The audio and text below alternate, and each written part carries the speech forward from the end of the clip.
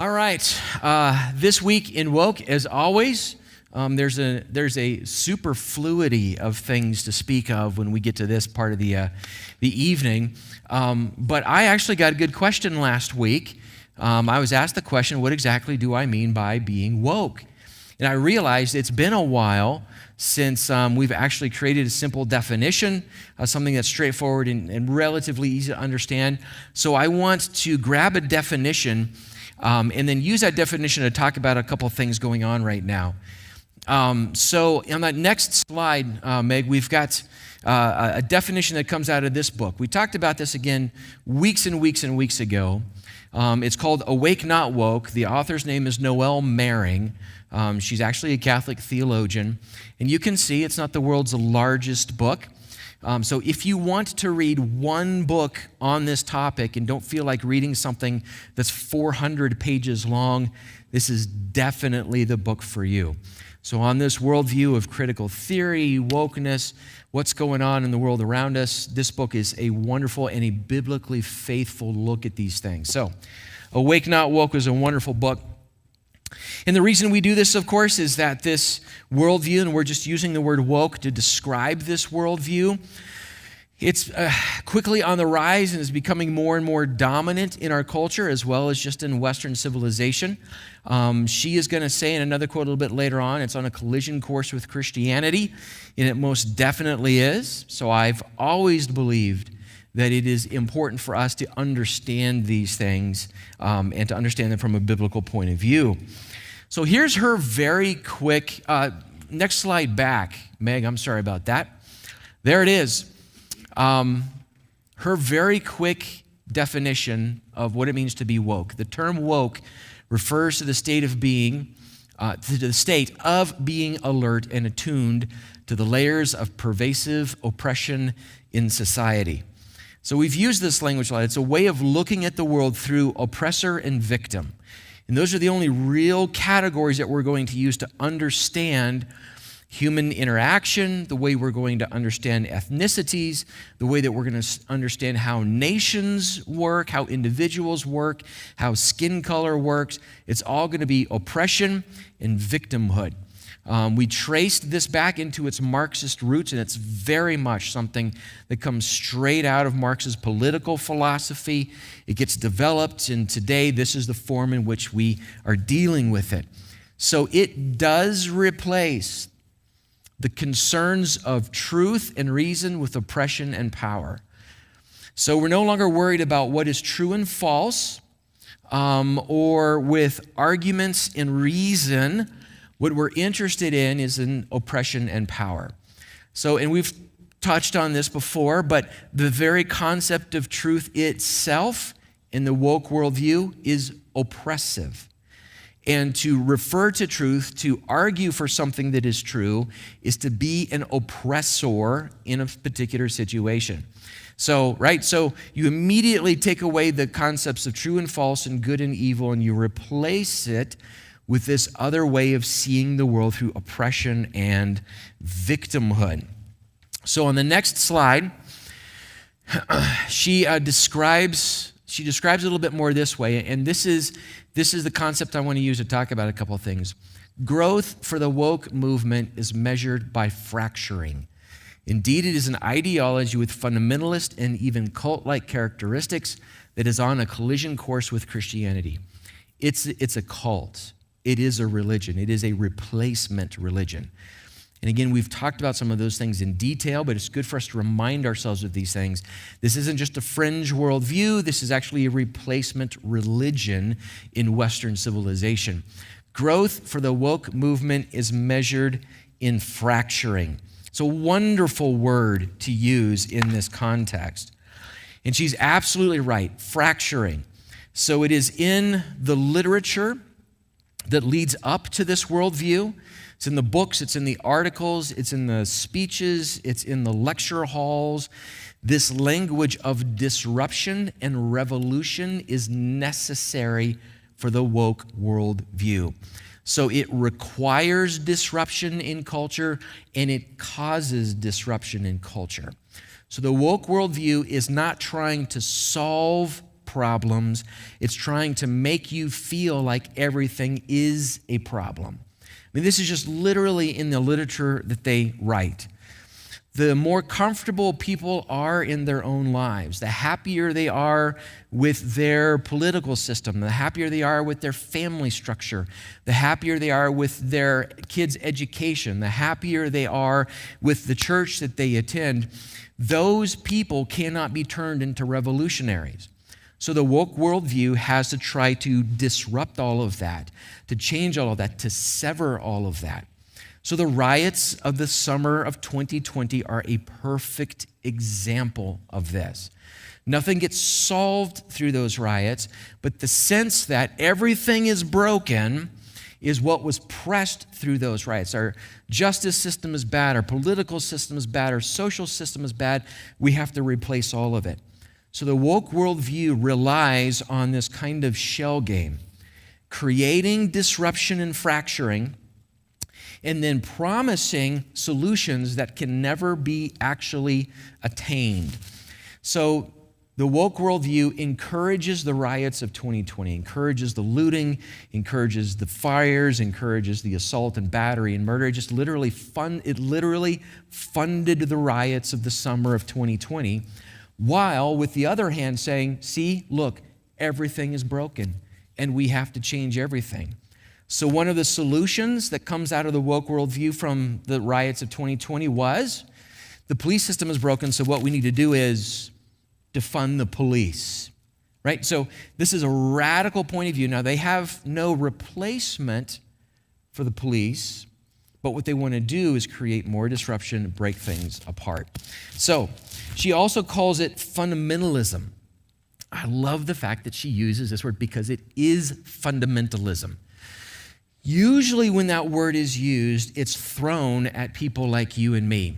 Religious people are fundamentalists. They have blind faith. They don't listen to reason. They don't listen to other ideas.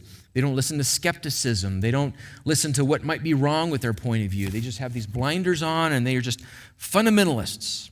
They believe on blind faith. Fundamentalism is not about religion. Fundamentalism is about how you believe in something. And the woke worldview is fundamentalist. It is not open to debate. It is not open to other points of view. That's why the cancel culture comes out of the woke worldview. It's not open to other ideas. It's not open to people on social media who say the things they don't want them to say, right? We've been through a lot of this kind of thing.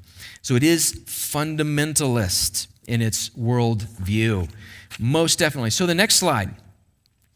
So this picture has been floating around for a little while now on social media. Teachers have been posting this because they see this posted on their fellow teachers' doors and so forth. Let this sink in for just a second.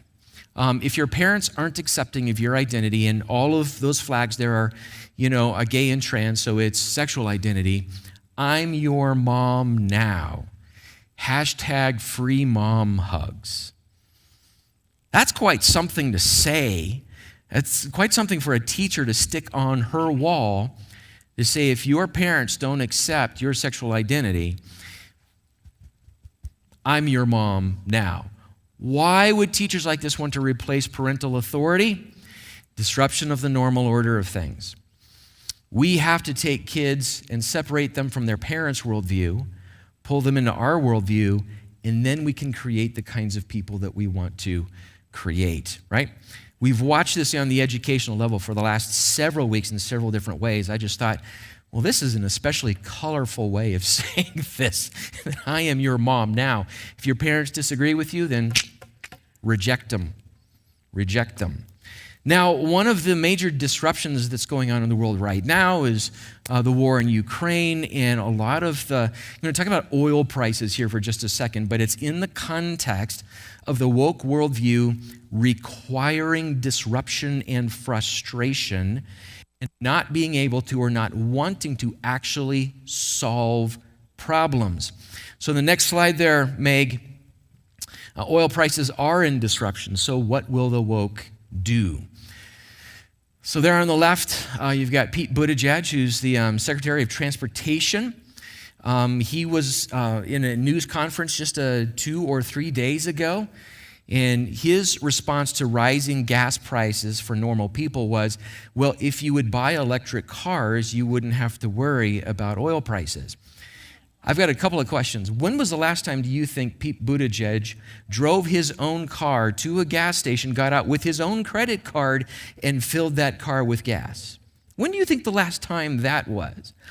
How many people do you think Pete Buttigieg believes can afford an electric car? Just sell the car you have now and just go out and buy an electric car.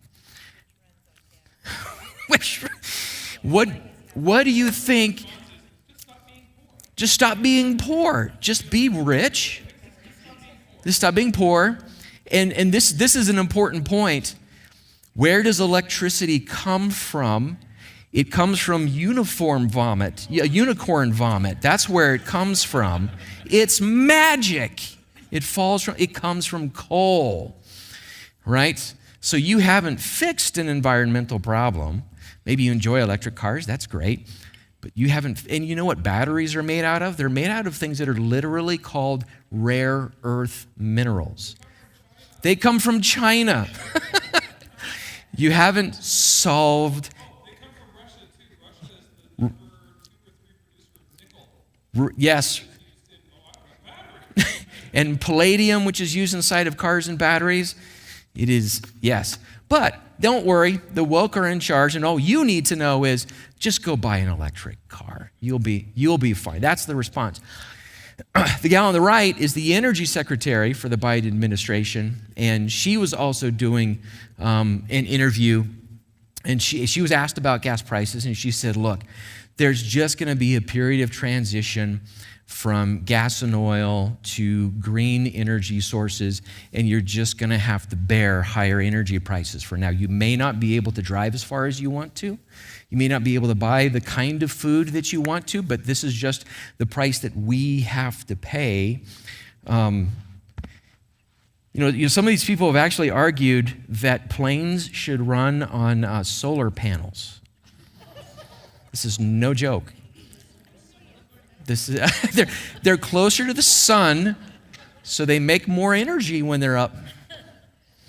Okay, so it's completely disconnected from reality because they are fundamentalists.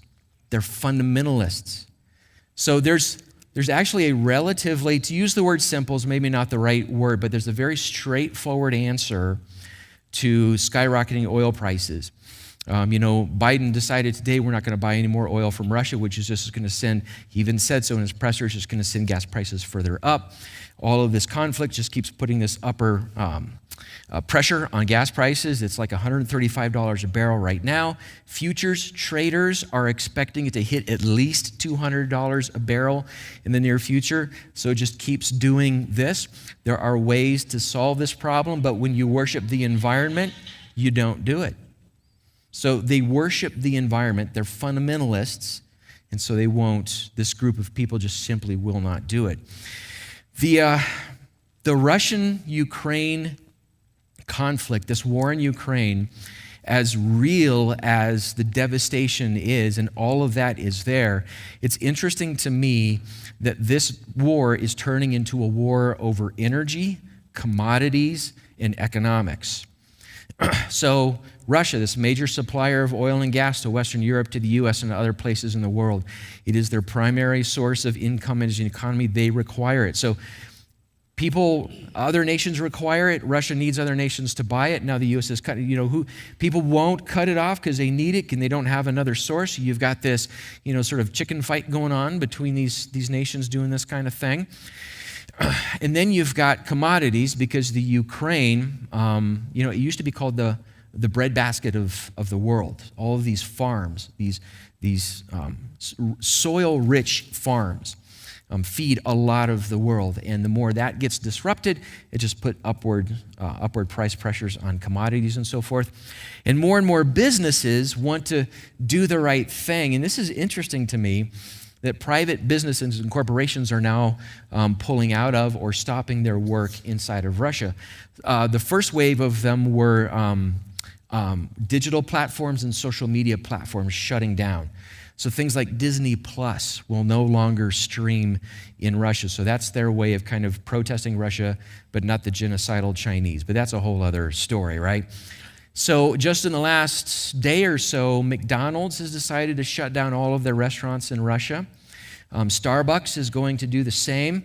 Other businesses like Rolex, have decided we're not going to do any more business in Russia. So now you've got this weird economic battle going on, and normal people in Russia who may be actually protesting the war can't stop for a burger and a shake at McDonald's, right? So it just keeps getting. Is that really a punishment, though, right? They can't get their Starbucks. So it's getting really interesting. Let's go to the next slide. Speaking of these disruptions, we talk every now and then about the World Economic Forum. So this group of people, a lot of money, a lot of international influence, actual power in some places.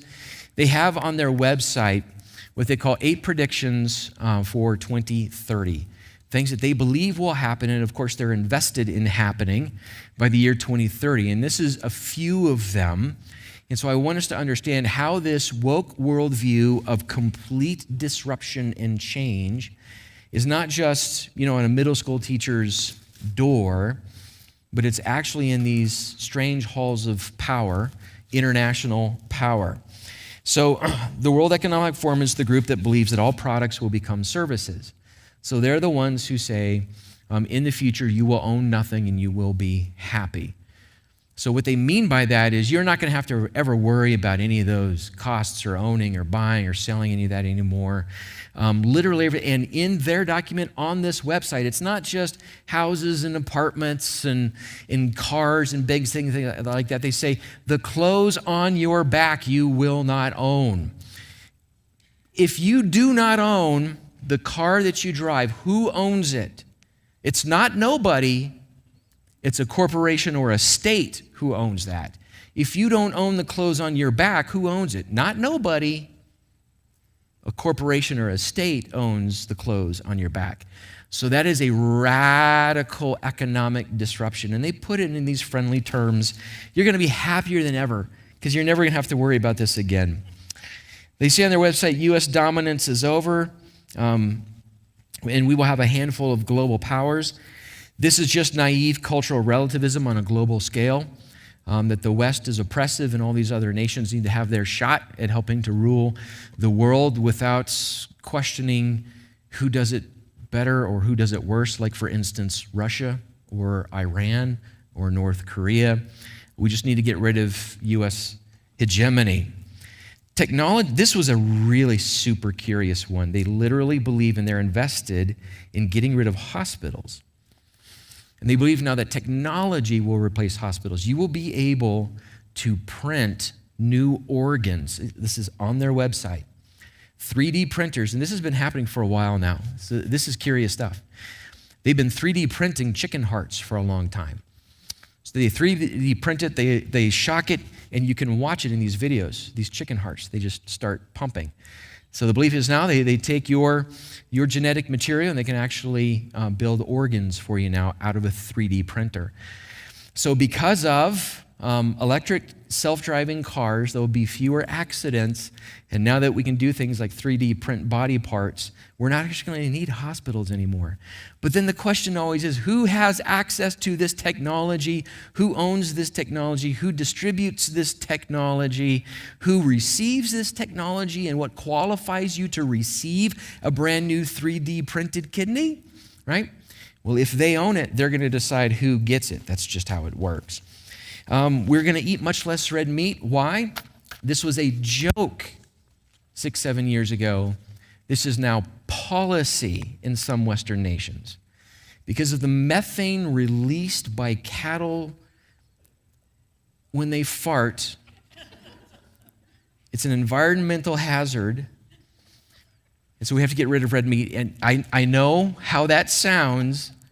That's exactly the line of reasoning. So we're going to replace all of that with genetically modified food. How many of you have ever had impossible meat? So impossible meat is that replacement meat that is basically full of chemicals. That's kind of what they do. They just load it up with chemicals. But that's the idea. They're replacing red meat. And then this one is always a good one.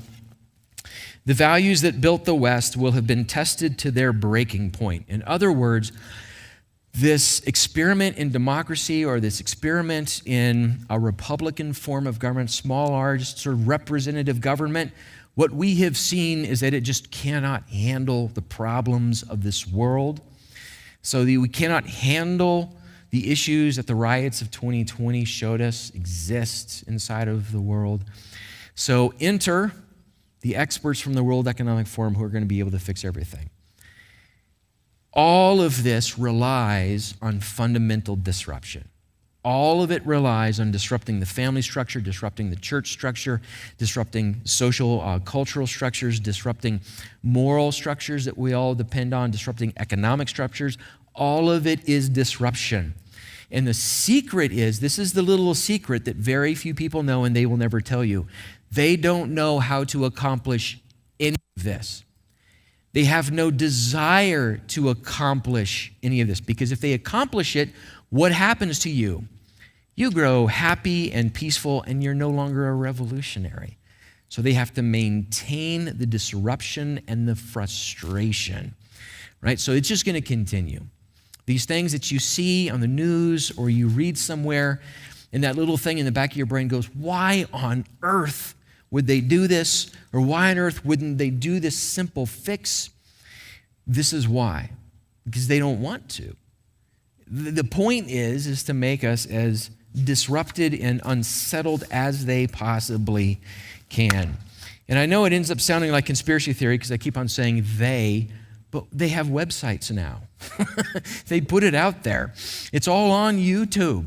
And not just this YouTube channel. It's just on their stuff. They're openly admitting all of it. All right, so yes. This is absolutely an important point. Can you be cut off from your bank account? Canada just showed that you can. If they disagree with your political point of view, they will cut off your access to your bank account. So it's one thing to think, and Eric is right, that, okay, we want pressure on the Russians. We want this kind of thing to stop. So we put these kinds of sanctions or digital sanctions, technological sanctions on them. But keep in mind, the same people who have that button that can turn off access to the internet in St. Petersburg are the same people who have the button that can turn off access to your IP address if they decide to do so. So it is an interesting time. If they did that over there, they can do that anywhere they want to. And they did it in Quebec. They did it in Canada. Yes, so we've mentioned this very thing. So that story in Scripture about that final world order requires this worldwide capability to manage economic exchange and an individual who can step up and say they have answers to questions that apparently no one else can answer, that the world will coalesce behind, right? So I keep saying this kind of thing. If this is not the last few steps that lead us to this point, this is roughly what that's going to look like. That now that we know that a handful of people have their fingers on these buttons, yes, it's a very real issue. It's a very real issue.